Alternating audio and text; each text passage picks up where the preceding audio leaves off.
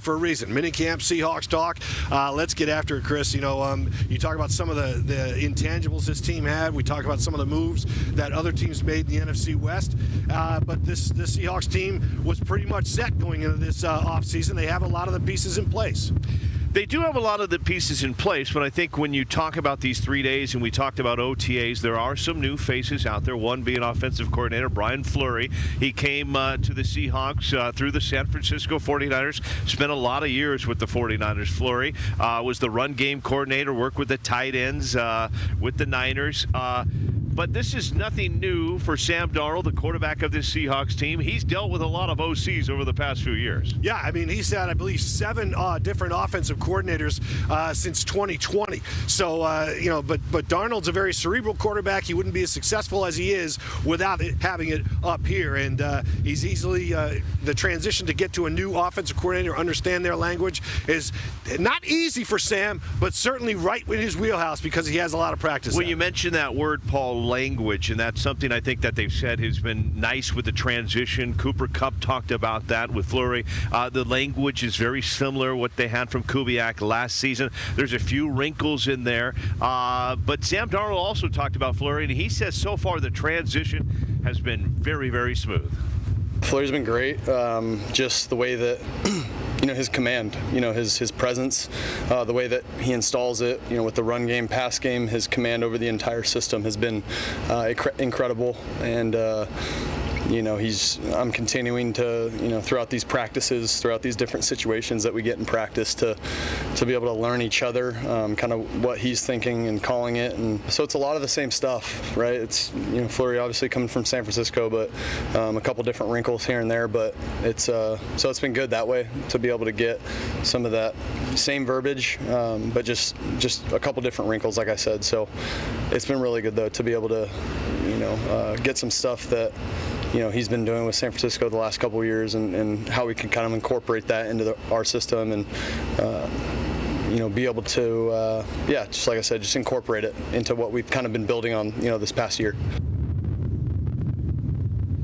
And not only, you hear from Sam Darnold talking about Fleury there, but it works both ways. For Fleury to come into this Seahawks organization, to have a head coach in Coach McDonald that has everything under control, to have a quarterback, Sam Darnold, year number 2. I mean, I think we forget how quickly, Paul, that last year was the first year Sam Darnold had with JSN, with these wide receivers. So this is a second year for him. He's grown a comfort level as well. So I think that's why you're seeing that, you have Kupp, you have Darnold that are saying we're fine. New offensive coordinator, no big deal for us. It's actually going to make us better.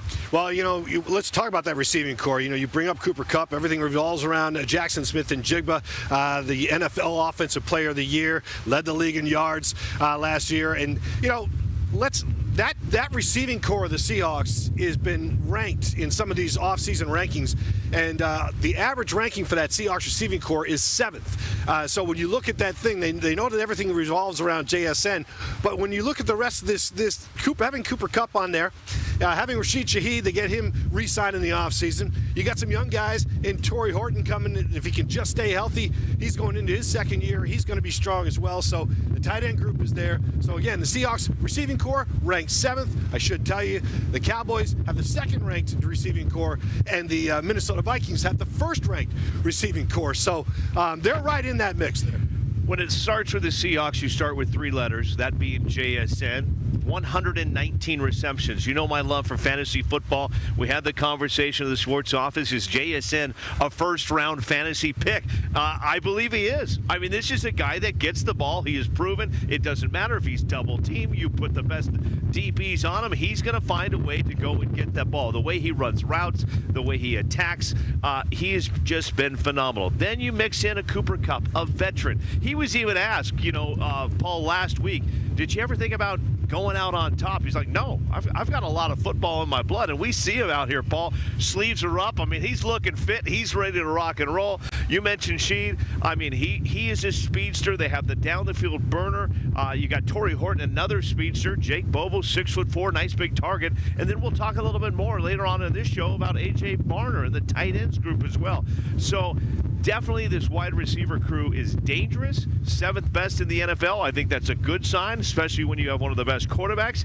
But they want to get better. And Cooper Kupp talked about that last week. He says the Seahawks continue to find success in this organization because of the things they do in this building. They look at each other. They ask tough questions. How do we get better? They don't get complacent. Here's Cooper Kupp on why this Seahawks organization just continues to reach high standards. Anything that's worth going through is going to be difficult. If it's easy, you're going to get to the end of that journey, and whatever you're holding at the end of that, it's not going to hold much weight. And that's just how life seems to be. And it's like my wife and I take that same approach in our marriage in terms of having hard conversations and not running away from difficult things and being able to face them head on together. And in the same way, I want my marriage to be great. In the same way you want an organization to be great, you got to be able to tell the truth to each other. You got to be able to have hard conversations. You got to be able to model those things and be accepting of the fact that there's gonna be times that you do fall short, and when you do get called on it, be able to look at yourself in the mirror and say yeah, that was wrong, and we're gonna find a way to get through it and find the way we want to operate. We want to be about the process. We want to be about challenging ourselves to be the best day in and day out, to give ourselves the best chance at a positive outcome. That only happens by constantly scrutinizing that process and how we operate, and that takes hard conversations and some good people that are willing to be challenged. Paul, not to toot the horn of this show and the people that decided to put this show together, but it's hearing sound bites like that is a reason why I love this show. I've been at King 5 26 years. You've been there longer. We've spent our lifetime cutting up sound bites into 15-second increments, and we don't get a lot of time to let Cooper Kupp talk for over a minute.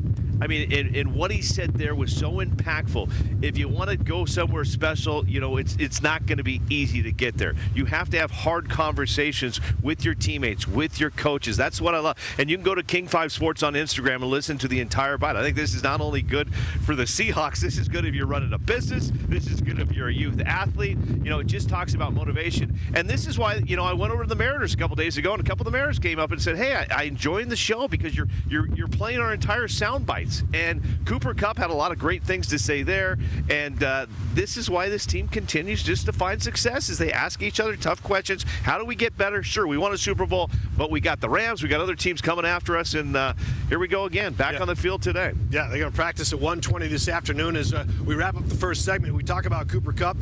Jake Bobo is a guy in the offseason who got a nice offer from the Jacksonville Jaguars, which forced the hand on the Seahawks to bring him in and sign him to a contract. So he got a nice raise in the offseason. I think it's well-deserved. He's a big-body guy, fits well with this team, and the mentality of Bobo is tremendous because he's a total team player. Yeah, he didn't have very many catches last year, but he's a big special teamers guy and very important to this team. Chris, we talked about the offensive line. The Seahawks offensive line, much improved, ranked in the top 10 for fewest sacks allowed last season. And you bring in the guys from veteran to rookies. Gray Zabel had a tremendous rookie season. Charles Cross got the new contract in the offseason. He anchors that offensive line. And back in the day, the Seahawks had a left tackle who many consider the best to ever do it, in Hall of Famer Walter Jones. He joined us on the show, and he thinks there are some parallels from the present-day line to the line he anchored. I like that left side. It's it's kind of falling into that same category as when we brought in Hutch. You brought in a young guy that was a plug-and-play guy that came out and played the game like a true professional. You know what I'm saying? A great kid. So I think that's a great start going into to this season, that your line is still together and these guys have won at the very highest level. So all that they're going to do now is get better because they understand what it takes to win it all and how dominant you have to be in every game.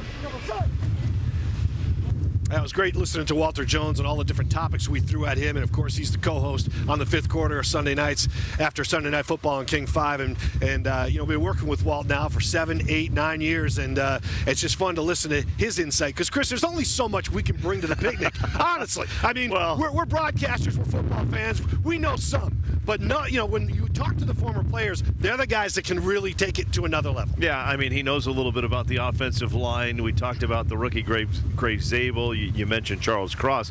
I think you also have to talk about one of the veterans, the former Coug, Abe Lucas, and what he has meant. He's healthy again. That has been something when he got here early on. He had to battle through some injuries. Having Abe Lucas on that offensive line, his leadership, what he does, it's been just incredible for this team. Yeah, and I love the fact that Abe Lucas might be the only guy in the NFL that wears that huge neck roll. He looks like a throwback to the 1970s and early 80s defensive line and offensive lineman. So it's working for him because he's staying healthy, and that's the most important thing, because early on in his career, he had a tough time staying healthy, and he is there right now. Still a big man, strong guy, keeps himself in great shape, and he's always fun to talk to. And he loves the old school rock and roll as well. Yeah. He loves to get the guitar out. Paul plays a little Zeppelin. I mean, we did a story on him a few years back, and it's just a passion of his. When he's off this practice field, when he's away from Lumen Field, he just loves to get the guitar out and rock and roll. We need a little bit more of that, that's for sure.